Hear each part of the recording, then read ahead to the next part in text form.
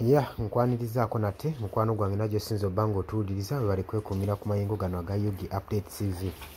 Oluvannyuma lwa Muhoozi okukola controversy statement ku mukutuko gwa social media olw'okuwoninga Robert Kyagulanyi Ssentamu oluvannyuma lw'okumugamba nti Bobi Wine alina okimanya yonna gy'anaabeera ku planet yonna gy'anaamusanga singa n'amusosonkereza ajja mukubira ddala kubanga alina okimanya nti nze Gen. Muhoozi Kainerugaba mba mukulu we era mukulu we ddala kuba musingira ddala obukulu.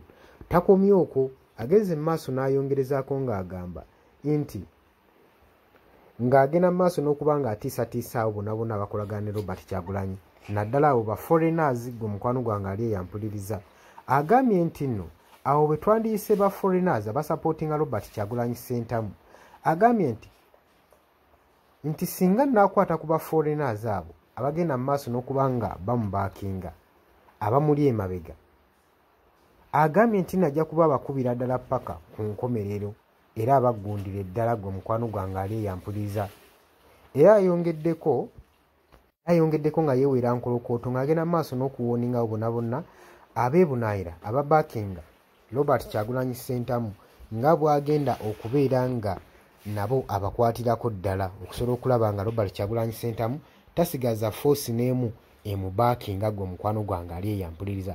Kino nonno kitaddewo controversy saako ne discussion ku social media nga beebuuza ofiisi omulamba owa UPDF okuba ng'agenda mu maaso n'okuzannya obuzannyo bwannabyabufuzi so ng'ate mu constitution egavaninga oba etwala amagye oba mu ssemateeka w'eggwanga ekkulu erya Uganda amendments zajja nga zikolebwa nga zigezaako okurijectinga officer yenna mu military forces okuvaayo kubanga akyalina ekyambalo ky'amagye ate okwenyigira mu politics w'eggwanga erya Uganda nga bagamba nti nno officer yenna mu magye yandibadde ng'ali neutral eri eggwanga nga providinga ba civilian saako n'amagye na gavumenti mu kyenkanyi gwe mukwano gwange ali eyo ampuliriza. Kaakati kino kitaddewo kubanga babuusabuusa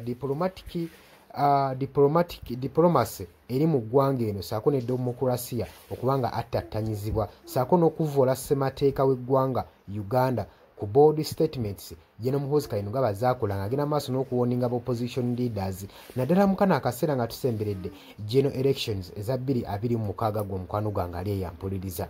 Oli ku Yugi Update TV ko sinzo obanga otuwuliriza we bali kwekumira ku mayingo gano ng'atannatweyungako kirya wansi olw'ekigambo subscribe kikoneko ojja kuba ng'osobola nnyo otweyungako.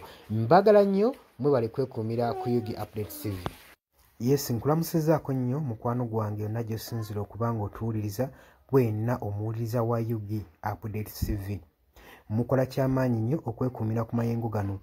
Mwe abali emitala w'amayanja abali mu diaspora nammwe mbalamusizaako nnyo sibeerabidde kubanga wemmwe mpagi luwaga abayimirizaawo amayengo ga channel eno okubanga ekulaakulana n'okutuusa eddoboozi lyammwe eri abantu be muba mwagala libatuukeko bonna. Abali emitala w'amayanja ye mbamenye ntya abali Qatar, Dubai, US, UK, abali mu South Africa, abali ku muliraano mu Kenya, Nairobi, abali mu Canada, abali mu Dubai, mwenna mbaanirizaako nnyo mwe bali kwekuumira ku mayingo gano aga Yugi Update TV. Kakati nno era mu ngeri y'emu twagala obbategeeza mikwano gyaffe nti enamba y'essimu gye tutadde mu WhatsApp gy'olaba eyo eri mu kikala ekimyufu eri mu people power color eyo nno gwayagala okuba ng'olanga naffe gy'ogenda okuba ng'oyitako gwe mukwano gwange gwayagala okukola advertisement osobola okuba ng'okuba bizinesi y'abantu enamba gy'oba oyitako ojja kuba ng'osobola bulungi nnyo communicatinga naffe buli kyonna ky'onooba oyagala tuteeseganyeemu nakyo gwe ali eyo ampuliriza. Mbeebazaamu ak'ensusso mmwe abagenze mu maaso okukola omulimu gw'okusubscribinga kweno channel.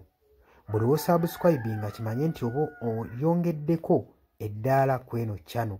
So mmwe mbeebazaamu ak'ensusso nammwe ababyagaliza ab'enganda bako n'ab'emikwano mbakubiriza okusubscribinga ku Yugi Update TV mukolera ddala ekintu ky'amaanyi. Weewaawo naawe gwe atannaba kuba ng'otwegattako nga oliko gwe atuwuliriza osobola okugenda wansi awo waliwo ekigambo subscribe n'okikonamu ojja kubanga osobola bulungi nnyo otwegattako buli wosubscribe nga kitegeeza oba ogenda kubanga ofollowinga buli kyonna ekigenda mu maaso ekikolebwa ku mukutu guno ogwa Yugi Updates TV.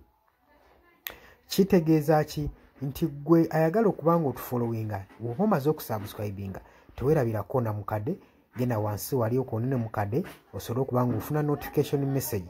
Buli wokoona mukadde wabeerawo ka notification message akajja akakulaga nti nno waliwo information erinkinze ku Yugi Updates TV gwe mukwano gwange ali eyo mpuliriza. Ng'era we mbebazizza ekyensuso nammwe abajja mu comment section mbebaza. Mwabajja ne mukomentinga ne muteekako endowooza yammwe eri eggwanga ne mulitangaaza. Kubanga njagala mukitegeere. Lwaki mbakubiriza nnyo okujja mu comment section? Otangaaze omukulembeze ku ky'ekituufu ky'ateekeddwa okukola. Bangi tubalonda bulijjo ne tulowooza nti nno be basinga mu basinga. Leka kulonda mukulembeze wo oba mubaka we agenda obbakulembera. Gwe n'olowooza nti nno buli kimu agenda kuba akyemalirira. Kimanye nti nno omulonze bulonzi mukulembeze kukulembera oba kukulembera kitundu kyammwe. Mmwe bagenda okukulembera yemmwe bagenda okuba nga akiikirira bukiise eri yonna yonna mu gavumenti. So si kyandibadde kya bwenkanya omulekera obuvunaanyizibwa n'otamu advisinga. Ky'oba olaba mbakubiriza okujja mu comment section muteekewo endowooza zammwe musobole okutangaaza ku bakulembeze bammwe ku biki ebituufu bye bateekeddwa okukola. Bangi tubalonda bulijjo ne bagenda mu parliament nga babadde bantu balamu ne batuuka eyo ne bawuttaalirayo. Kitegeeza ki nti olina okuba nga buvunaanyizibwa bwo okuzuukusa omubaka wo oba olaba nga yeebase. Gwe mukwano gwange ali eyampuliriza. Ne ntumirako nammwe abalwanirira eddembe ly'enkyukakyuka mu ggwanga lyattu Uganda mukola ky'amaanyi nnyo okulwanirira enkyukakyuka. Gwe ali yeebase ng'ebintu tobiraba obanga olabanga ebitakukwatako bijja tuuka ekiseera bikwateko. Wabula ate gwe nkuzaamu amaanyi agenda mu maaso n'okuyiwawo omubiri ng'olwanirira enkyukakyuka. Bannange abantu abo mubeebazeemu ak'ensuso kubanga bakola ky'amaanyi nnyo obbaliidinga n'obbakulemberamu n'okubalaga ki ekituufu ekisaanidde okukolebwa. Mukimanye mu nsi we tuba tubaako be tulwanirira oba be tuluubirira, si lwakuba nti nno tukolerera oba abasinga bayinza olowooza nti omuntu ogenda mu maaso n'okuba nga alwanirira enkyukakyuka alina bye yeeyagaliza nga ye omuntu.